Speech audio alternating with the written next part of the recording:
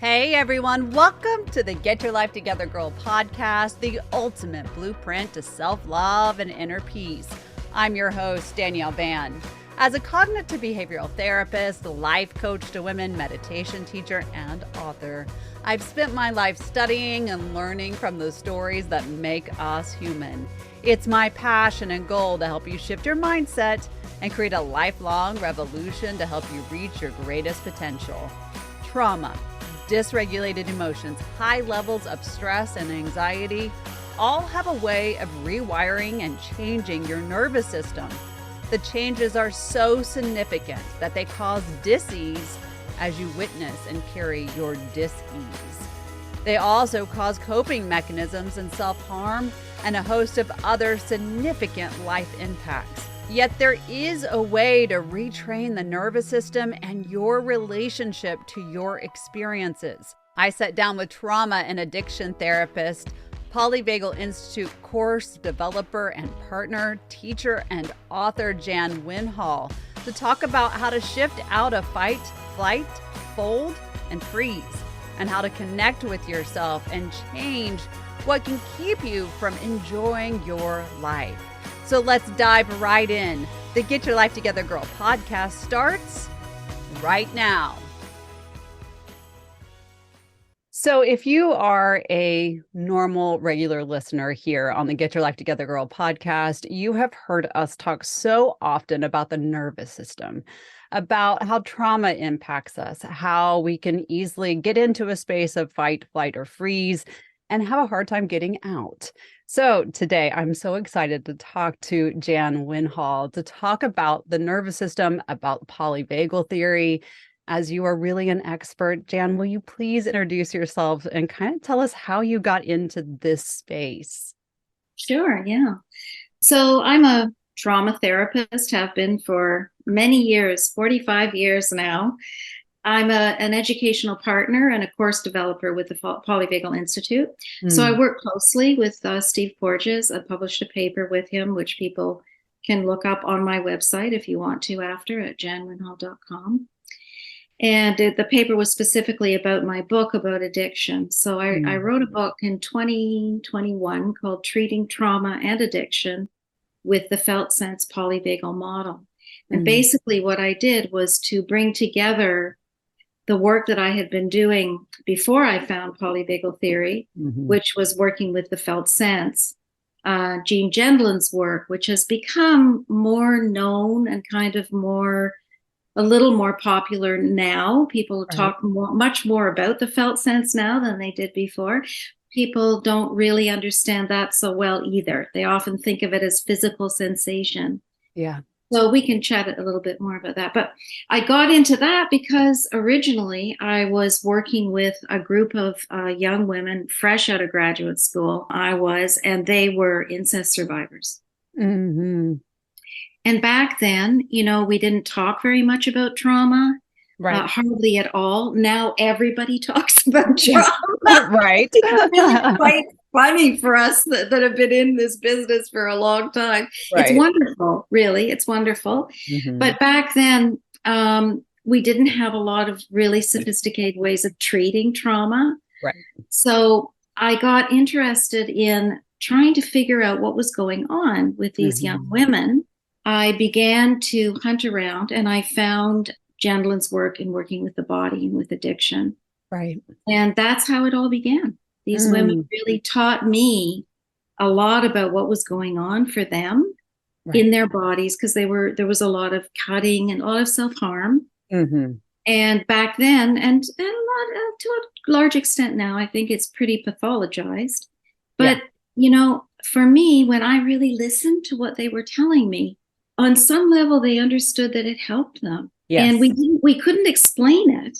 But they knew that it helped them because after it happened, after they did it, they felt a sense of numbing and relief. So it became an addiction because it worked to take away pain. So that's really where it started for me. Wow. And it was a paradox, right? It was like, how can something that hurts you help you? And that got me very, very curious. So that's how it started. Brilliant. You just described what many people understand and certainly have listened to this podcast and know as a coping mechanism. And many people don't quite understand exactly what you described was, if I do something that is harmful to me, how could it make me feel better? Can we talk a little bit more about that? Because again, that's something obviously in private session, they get much more in depth and understand why. But generally, we don't understand how we could be hurting ourselves yet feel better. Can you dive a little bit deeper into that? Yeah, I mean, that's really what I do in my book. That's was really my work, was to try to figure that out, that paradox. Yeah. So what I came to was a couple of things over the years. Bessel van der Kolk was also very curious about this, and he wrote about it in The Body Keeps the Score. Wonderful book. If people haven't read it. Is. It's, it's an iconic book, right? And he talked about, explained how endogenous opioids are released in the body, right? When you cut the body. And this brings a sense of numbing and relief, just the way that it does if you're using opioids to numb pain. Right. Judith Herman also talked about it. She said, abused kids learn that strong jolts to the body bring a sense of relief. Right. So endogenous opioids, that began to make more sense to me. It also explained a kind of reenactment of trauma, or this old idea of masochism. Yes. No, it's not that we're masochistic, that we hate ourselves, that we're looking for attention, this whole borderline personality thing that women were and still are really labeled and denigrated by, I believe. Right. Agreed. Because it's so pathologizing. This way of understanding was, okay, now we have to get into the body. Yeah. Trauma happens in the body, not just up here. Right. And what happens in the body affects the prefrontal cortex. Yep. So those things began to help me to understand how bodies work and how bodies have ways of helping us when we're under stress. And those ways are misunderstood as pathologizing rather than a way of coping in a context that isn't safe. Right. So that kind of language came for me back in around 2012 when I went to hear Steve Porges talk, and also Dan Siegel, interpersonal neurobiology work. That was kind of the next wave that helped me to sort of understand, bringing neurobiology into it and understanding, bodies are physiological. We need to understand and get a little more comfortable with that in the work that we do, right? It's psychological and we're physiological or neurophysiological. So when I heard Steve talk, it all kind of began to really make sense. Yeah. That through the nervous system. We knew back 40 years ago, as feminist therapists, we all talked about safety. Right. There was nothing new about that in my circle, our circle, but we didn't talk about it in terms of the autonomic nervous system. Right.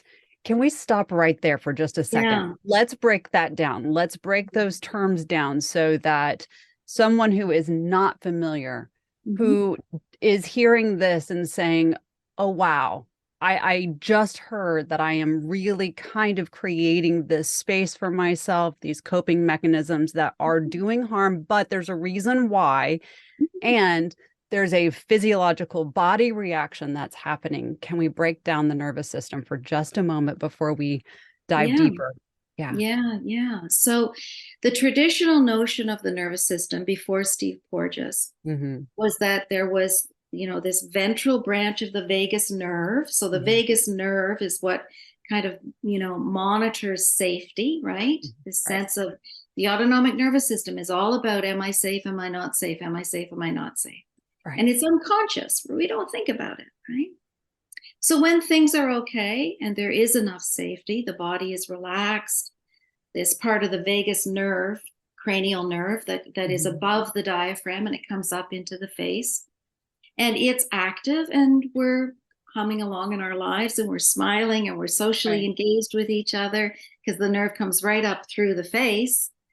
And things are pretty okay, But in trauma, And for the women that I was working with, they grew up in trauma. Right. Their nervous system is wired differently. So in the old model, there was this ventral branch that was, enough safety, and then the sympathetic branch that we all know in terms of flight, fight. Mm-hmm. So things are moving along, things are fine. And then maybe there's a loud noise that happens. And the body will automatically, right, unconsciously shift into a different branch of the nervous system called the sympathetic branch. Right. And then we either fight to try to mobilize to deal with it, or we flight to get out of there. And those were the two branches that people talked about and still do a lot. Mm-hmm. Yeah. What Steve's work did is he said, wait a minute. He did some studies with premature babies. It's very fascinating stuff. I got all into that and wrote about it. And what he discovered was that these premature babies that were really sick, you would think if there's these two branches of the nervous system, that they'd be in sympathetic response with the heart rates going up, right? When you're in flight, fight, your heart rate elevates to mobilize, but they weren't. Their heart rates were actually lower than a regular beat. Mm-hmm.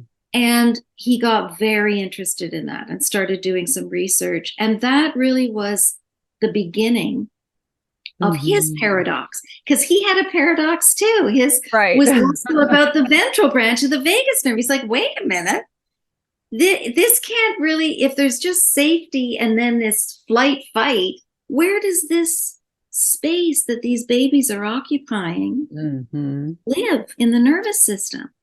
So he then basically brought this, what he named dorsal branch of the vagus, into a new model of the autonomic nervous system.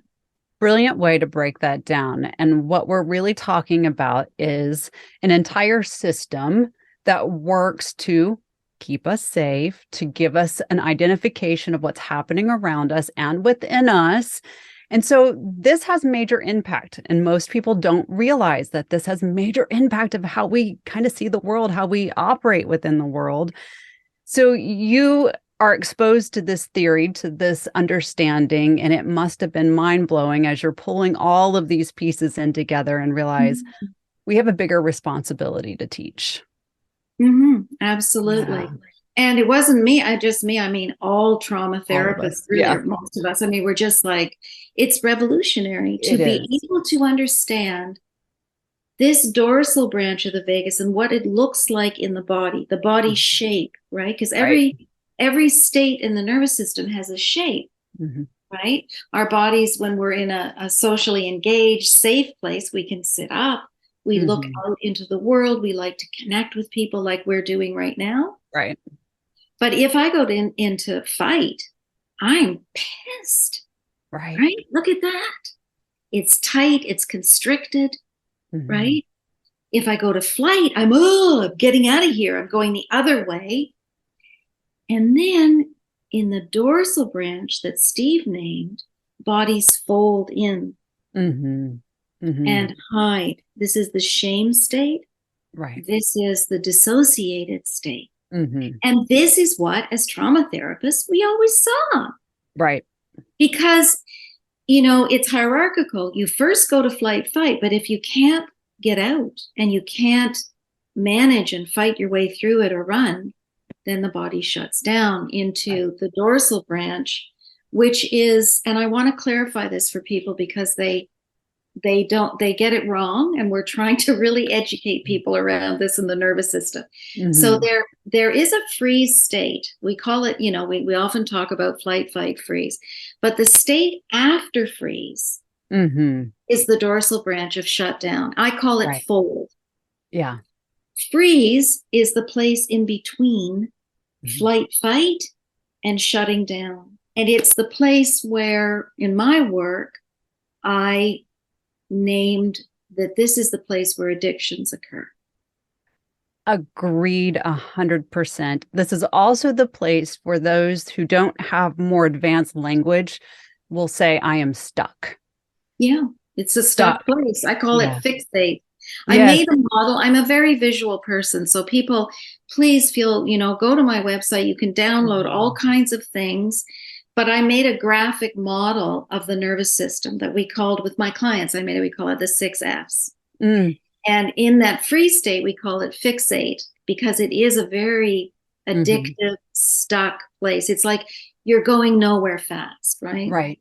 Yeah. It's a rut. Yeah. And so the idea is that self-harm that becomes addictive, these behaviors function as state regulation strategies. So a simple way to describe it would be, you come home from work and you've had a really stressful day. You're in flight. You cannot settle yourself down. Everybody knows this state, right? I have a little bit of it sometimes these days because I'm doing so many things and so many new things. Right. And so it's irritating. It's hard to go to sleep. It's hard to eat. It's drink a bottle of wine. Right. Yeah. Perfect way to move into then what we call fold, or the shutdown dorsal state that Steve named. Right. Functions very well. Now, cutting is an interesting one. It's less obvious than alcohol. People kind of get that. But with cutting, there is this release of endogenous opioids that shift you into a dorsal state. Right. But at the same time, if you listen to people who do it, they'll tell you that some people do it to shift back into sympathetic. Because say, for example, the sight of blood wakes them up, it stimulates them with this jolt in the body. Right. Yeah. So this we call the trauma feedback loop, the place that moves back and forth between sympathetic to dorsal, shutting down to jolting up, back and forth and back and forth when there isn't enough safety. Right. It's so important what you just said. It's something that obviously I teach, but it's something that so many people don't understand. We talk so much about, especially from my standpoint, about how our thoughts are leading to our feelings are moving to our actions and back and forth. But that loop of trauma is so essential to talk about. And it is so necessary and not talked about enough. We just say, oh, there's trauma. What is the trauma doing? What is the impact of that, the back and forth in our nervous system, and how dysregulating that is in and of itself? Yeah. Thoughts on, obviously, we're talking about cutting, about the bottle of wine, ways that we can get ourselves out of that space. It's so important, a lot of times we'll talk about, physical exercise or do some of these things. But when we're in that trauma loop, those things are sometimes impossible. Yeah. So before we go there, we will go there. Yeah. I want to just emphasize one more concept in polyvagal theory that's really important. It's what Steve calls the intervening variable. Sounds scary for some people. But what he means by that is really simply that whatever state you're in your nervous system determines how you experience the world. Right. This is key for people to understand. Yeah. So, for example, if I'm feeling pretty comfortable and grounded, I'm walking down the street, things are pretty good. Somebody bumps into me. So I'm in the ventral branch of the vagus here, the grounded place. Somebody bumps into me. My experience of that is probably, they just weren't looking. It's don't worry about it. It's fine. I carry on. Yeah. But if I'm walking down the street and I'm in fight and somebody bumps into me, I'm really annoyed. Yeah. And my understanding of the world is that people are stupid. And what is wrong with you? Why don't you look where you're going? And it's a totally different flavor in your life. Yeah. And we really need to understand that as therapists to teach to our clients, because it's crucial in terms of then helping people to develop daily practices, because that's what it takes. Right. To be mindful of where you have to shift your thinking.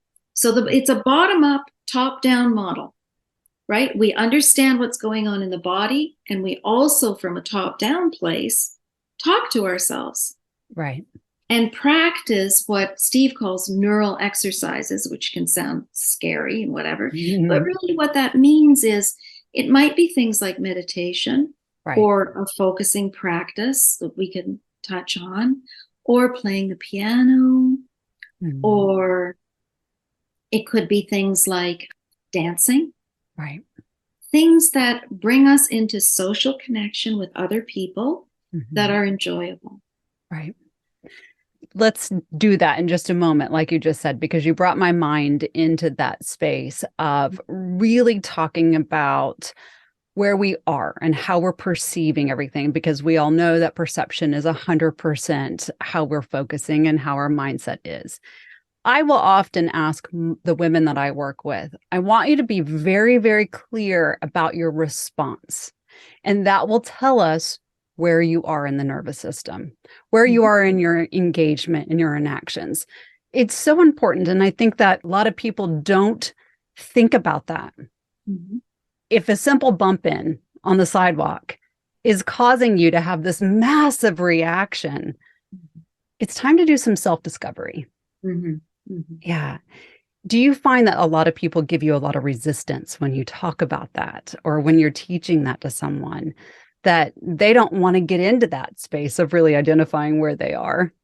I find that when you start with the premise that so much of behavior is mm-hmm. determined by how safe we feel, right, and we are, and that our behavior is such a reflection of how safe we feel in our bodies, mm-hmm. and that these behaviors that appear to be weird or maladaptive, I talk about them as adaptive, mm-hmm. in a context that's maladaptive, not a person. Right. So when I do that, when we do that through the polyvagal lens, people feel freer. Mm-hmm. They feel that what they're doing and how they're behaving is less personalized. It's like, right, this, I often say, this is how bodies behave. Mm-hmm. Bodies will find addictions when there's no alternative, and it's a good thing they did because it kept you alive. Right. Mm-hmm. Now it's a problem because you're stuck in the feedback loop and the trigger. But when it formed, thank goodness it formed. Mm-hmm. Mm-hmm. Which is actually, can sound outrageous, but it's actually very close to Indigenous culture and how they understand addictions. Mm-hmm. Mm-hmm. Yeah. I think just that statement of alone is so powerful. This allowed me to stay alive. Yeah. And it takes the shame and blame away. Yeah, completely. Right? And then you can say, what's so hard about changing it, mm-hmm. is that the very thing you learn to do to survive, mm-hmm. by self-harm that took you to dissociation, right, is now the very thing you have to change. Right. And bodies are confused. And this is where the top-down comes in. Mm-hmm. The CBT stuff, all of the teaching, a lot of psychoed. But so that's one of the things I start with early on, because it's my passion. It's what I believe. Right. It's what I knew from the very beginning, that all this misogyny was not true. I just listened to these young women. And really, can you imagine what would they have done without dissociation? Yeah. It's a gift from the body.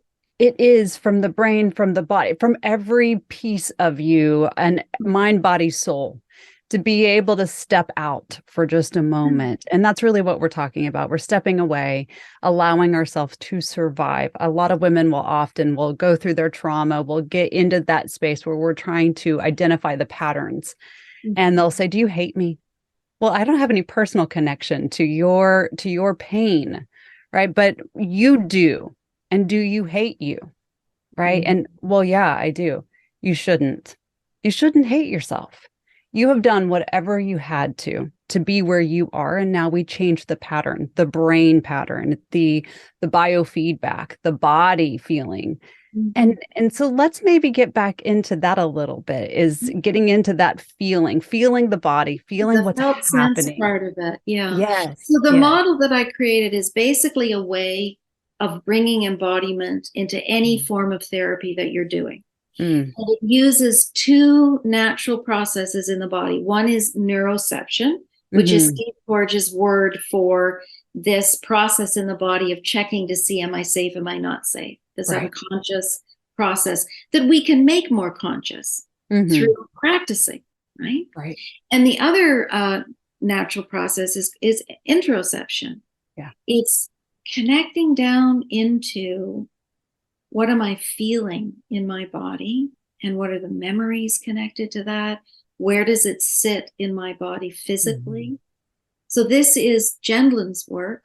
Brilliant guy. He got really interested in what produces change for people. This was way back in the 1950s. He was a student of Carl Rogers, who's a famous American psychologist. So Gene was a student of his at the University of Chicago.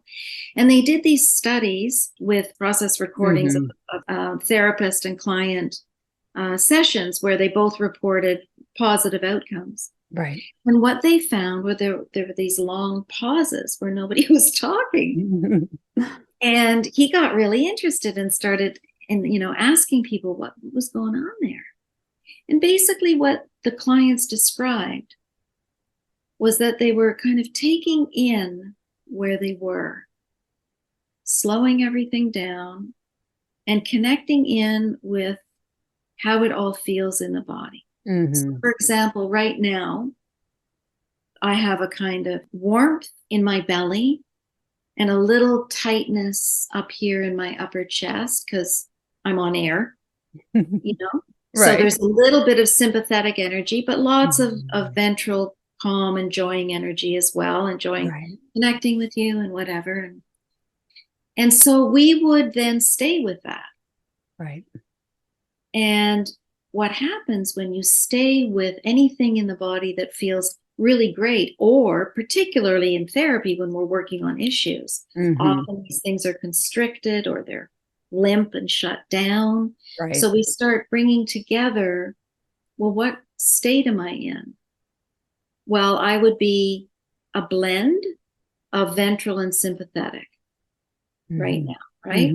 Feel pretty good, like I'm grounded, but there's also some fired up energy in there. And then I might want to spend some more time with that and just notice more about what does it need, or is there something in there that I'm not paying attention to? And there probably is. It's like working too much, working too hard, Yes. So then you could go into that some more. And what Jen found, and what we all know, it's like if you are upset about something and you find a friend that you feel safe with, that can listen to you. So we focus in partnerships. Right. The partner says back what's happening for you. And as you pay attention, it opens. And often people will have a good cry. Yeah. And then you have what Jen called the felt shift in the body.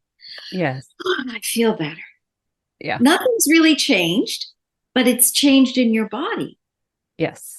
Because you've shifted. What I began to then put together was you've shifted neurophysiological states from maybe a tight sympathetic into a physical release that Jen saw in the body that I then kind of put together and asked Steve Porges, do you think this is a shift in autonomic state? And he's like, yeah, absolutely. And then when I went hunting around in Jen work, I actually found that he did 3 studies on the autonomic nervous system. Yeah. So he didn't take it further because he was a philosopher, but he saw the physical release, the release in the body. And that release is what we pay attention to as a focusing oriented therapist, an embodied therapist, right? So that's how the model kind of weaves together in these 2 embodied practices. Yeah.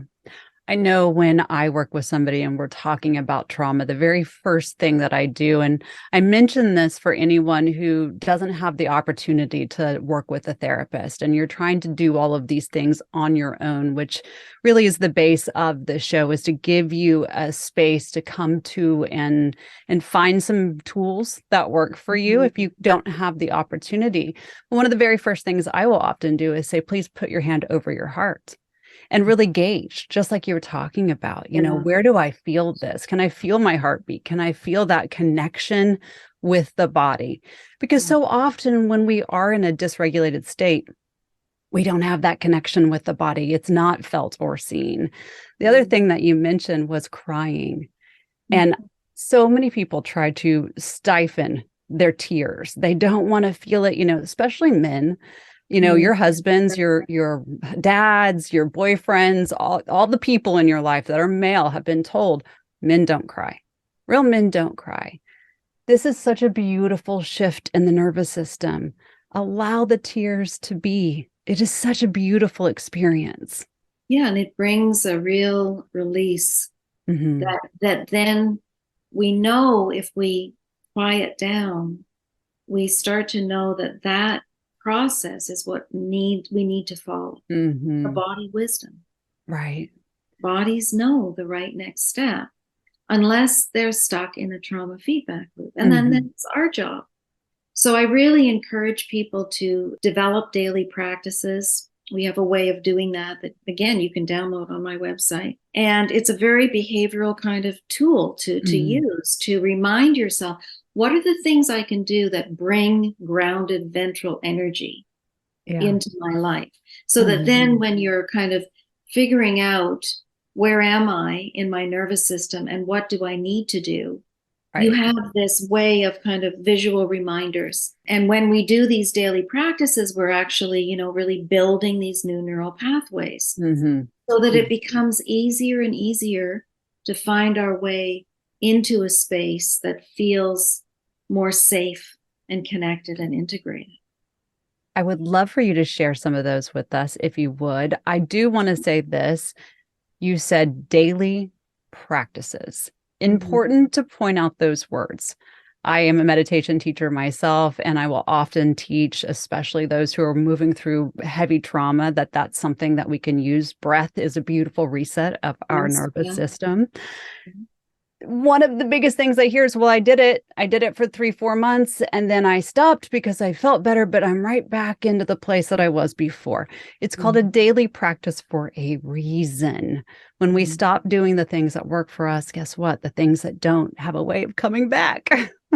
Yeah, absolutely. And you know what helps a lot, I find, is in our community, we focus in partnerships. So you have a kind of accountability and a social engagement with another person. Right. And so, often people will meet in my trainings, they'll meet once a week.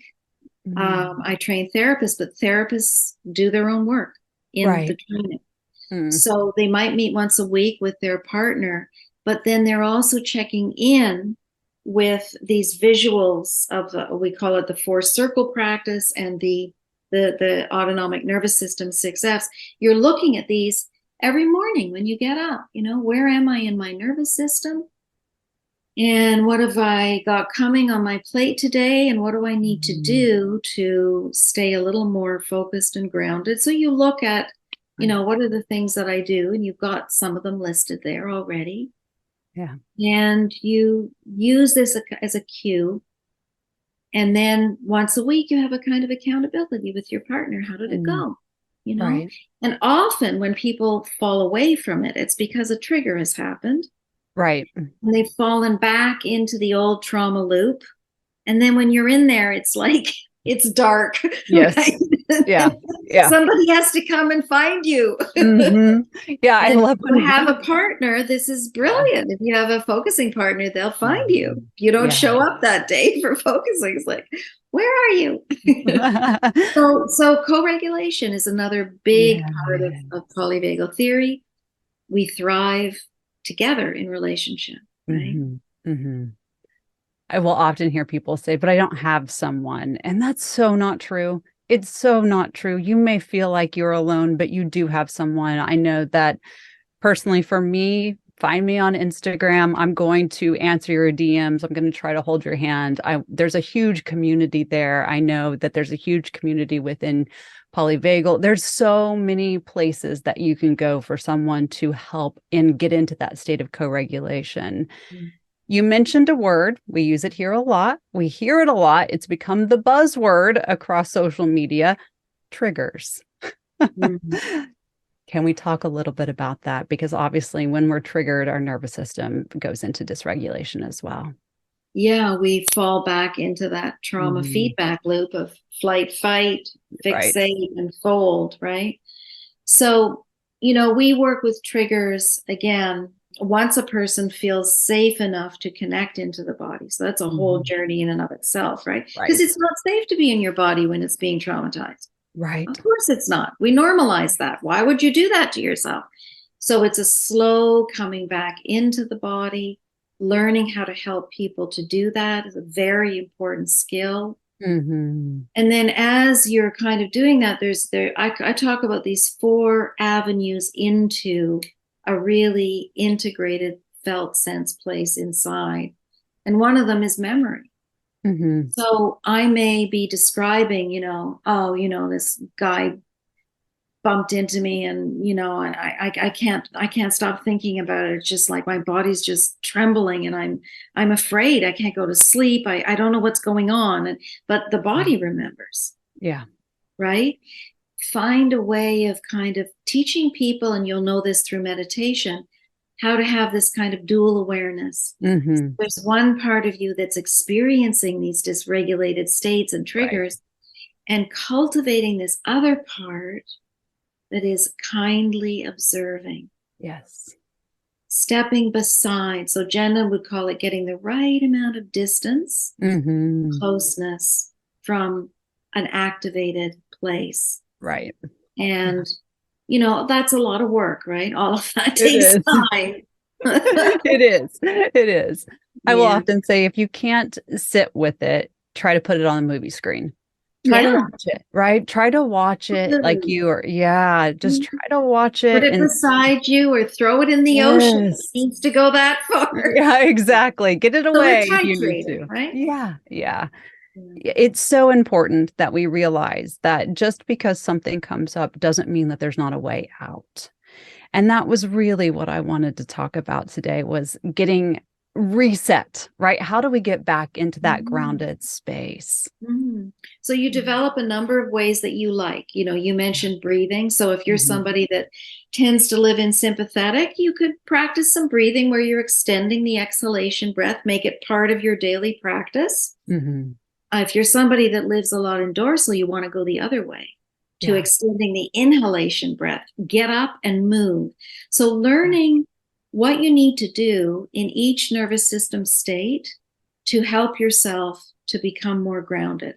So for a lot of our people, it's a dorsal state of immobilization. You're in bed and you're stuck there, right? Yeah. So we say, even though the body is stuck there, you need to get up and go for a walk and call a friend.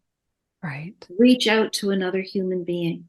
So a lot of these things are very simple things, but they're hard to do when you're in a different state, a dysregulated state. So, if you build in this practice every day I'm going to play the piano for 20 minutes. Every day I'm going to make sure I have eye contact with somebody. It could be the corner store guy. It doesn't matter. It's just start. Right. Somewhere. Yeah. Right. And try your best, and try with another person. Makes it a lot easier. And as you said, community is everything, right? It is. In Canada now, we've never had forest fires like we have. I'm in Toronto. And it's unbelievable. And everybody that you hear talking about going through the experience, they all say that community is what is getting them through. Right. That's polyvagal theory. That's social engagement, right? That's connection, which is the opposite of a trauma response, because connection has hurt you. Yeah. And if you're in this state, if you're in this place where connection is difficult and you're in a state of that feedback loop, if you are just mindful enough to start looking for community, you will make all the difference in the mindset too. This is one thing that I know I've taught my own children. It's something that I do out on my own daily walks or runs. There's a lot of people that will sit. I live in a beautiful area that's got all these walking trails. They'll sit on these rocks and kind of wait and watch people go by. And I'll often stop. How are you today? How are things? There's a very sweet woman that she's in her 90s that walks, and now we hug. It's these things. You don't have to have long engagement to create change. Yeah. No, that's very, very true. Yeah. Yeah. Bodies really like that connection and smiling. And if we're engaged enough to take it in. Right. Oh, that's a big point. If we're engaged enough, to take it in, that's a huge, huge point. Is there some way that comes to mind for you and in your research and teaching that we can do that in, just like I was saying, a very simple way where we're engaging with community, or some way to reset other than getting out there? Maybe somebody's homebound or they don't have that ability to get into community. Is there another way? Well, I mean, we have to get into community some way or another. If you're homebound, you got to find a way to get into community online. Even if we're, super restricted, getting up and moving, walking outside, looking at the sun, breathing and making eye contact with another human being, right, is a very powerful way. Being in nature. Prayer is important for some people. Yes. Very important. Dance, singing, things that bring you into movement and connection. We have, that's the way really to go. And so, finding a way to do that with another human being. Yeah. That's gold. It's key. Yeah. I can hear the questions that are coming in. I'm pretty attuned at this point as to what's going to be asked. Yeah, what's going to be asked. And I can hear one of the questions being, what if I feel like I can't ever get out of that loop? What would you say? Well, I think that's common, right? Yeah. People feel they can never get out of it. Yeah. Can you find somebody to be in company with you in that place, in that feeling? Don't try to change it. Just find another person that can be with you with that feeling and help you to notice what nervous system state you're in that feeling, because that's a feeling that's in dorsal. Right. Yeah. So I call it stinking thinking. Yeah. So first, when somebody comes to me with that and they do, it's like, yeah, I get that place. Let's be there together. And then can we make a little bit of distance from it? You and me together. Can we back up from it a little bit? So there's you and me, and there is this place. That's the titrating. It's one way of doing it. Right. Finding a place in the body that feels okay. It doesn't feel like that. It might be the tip of your nose. It might be your earlobe. Can you bring your attention there to that place? We have a practice in focusing called clearing space backwards. So you look for a place in your life, one moment, one little experience that feels okay. So it might be a little exchange you had with a friend a year ago. You bring your attention to that place. And if you can, you bring it down into the center of your body and you notice what happens there. And then you work with it. So over time, we develop these resources of felt senses where it feels okay. It doesn't even have to feel wonderful. It's just, it feels okay in this moment. And we often use body cards. So people draw on a body shape the color and the sensation and the imagery to activate this right hemisphere, right? Right. Of what that place, that little moment that just felt okay, what it feels like in your body.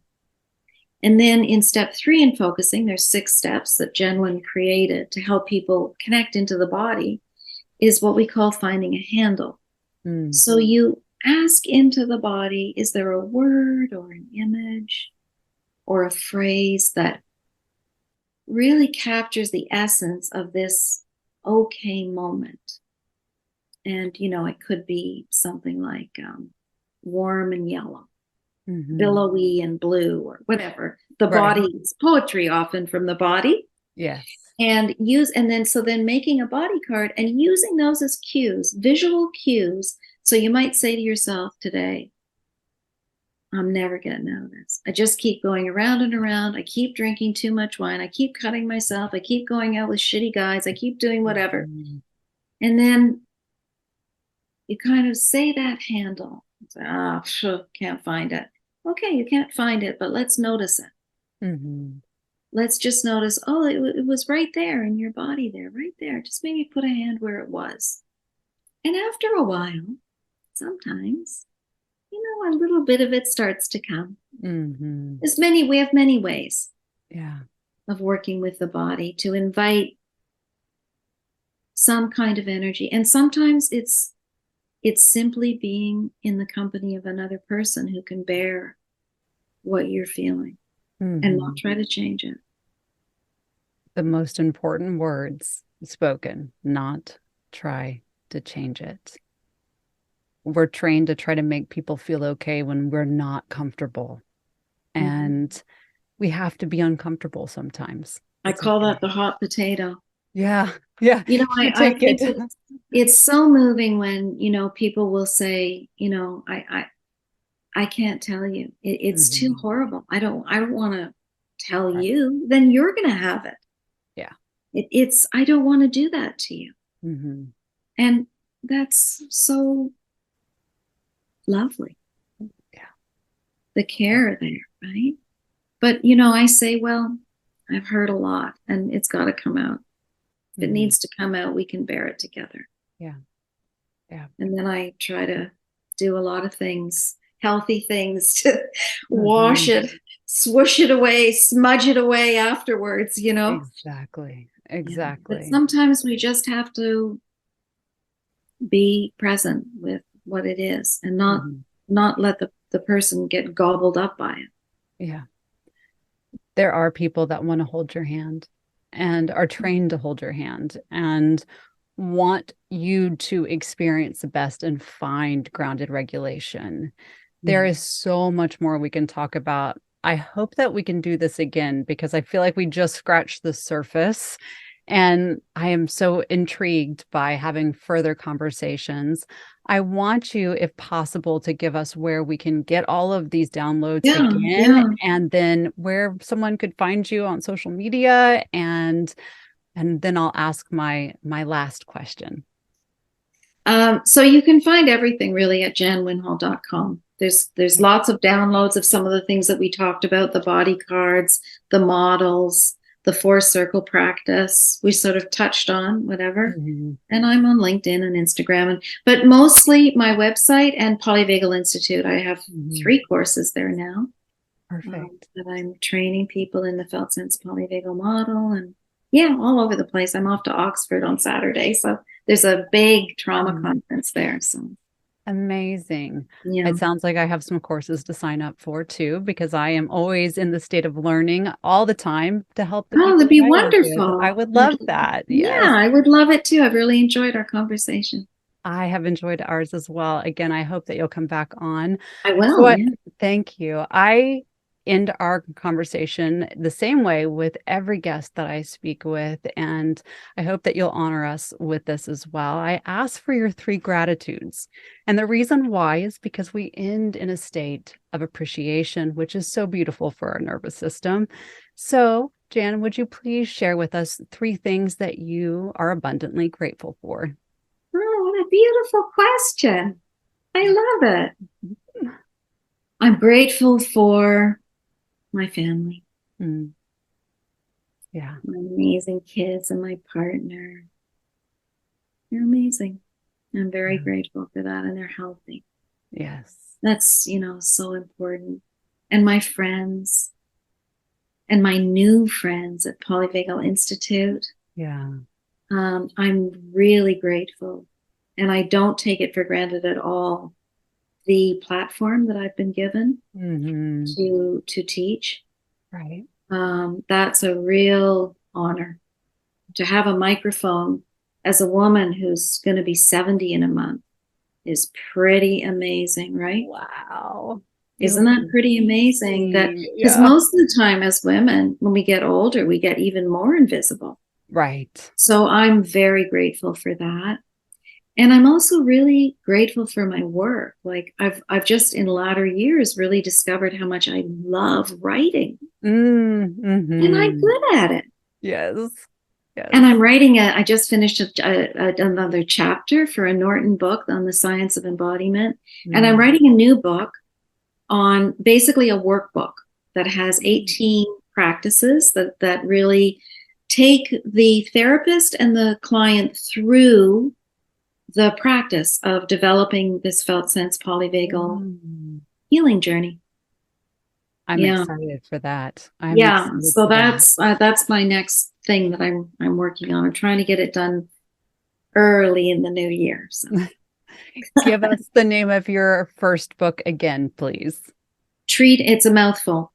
Treating Trauma and Addiction with the Felt Sense Polyvagal Model. Perfect. It's available on my website. There's a 20% discount there. Okay, so go there. I cannot thank you enough, Jan, for your expertise, for what you're sharing with the world, for the work that you're doing, and giving us time today to understand that we all have the power to shift and reset. And it's not necessarily as difficult as some will make it out to be. Yes, it's work, but it's always possible. So thank you so much. Yeah. Thank you very much. I enjoyed it. There are so many beautiful takeaways from this conversation. So many, in fact, that I'm not even sure that you can grab onto all of them by only listening to this episode once. I know I have personally listened to it multiple times, and many of the things that we talked about are things that I teach, but there's so many great takeaways.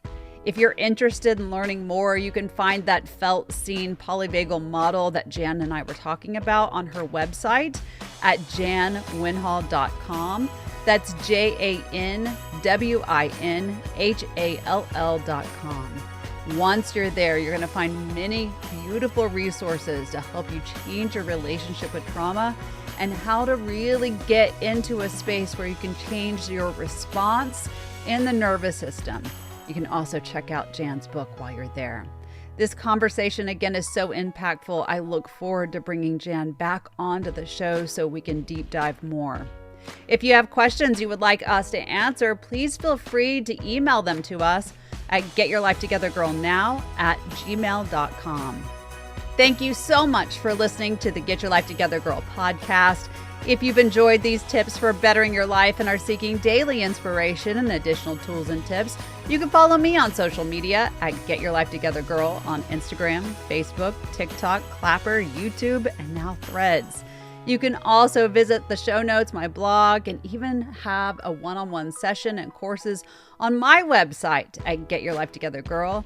I'd love for you to share this episode with family member or friends as it helps us spread the message to those who need it most. You can also check out my new 15-day affirmation course on Insight Timer and find a host of other meditations, insights, and conversations there. It's all linked in my show notes. Until next time, be kind to yourself and others.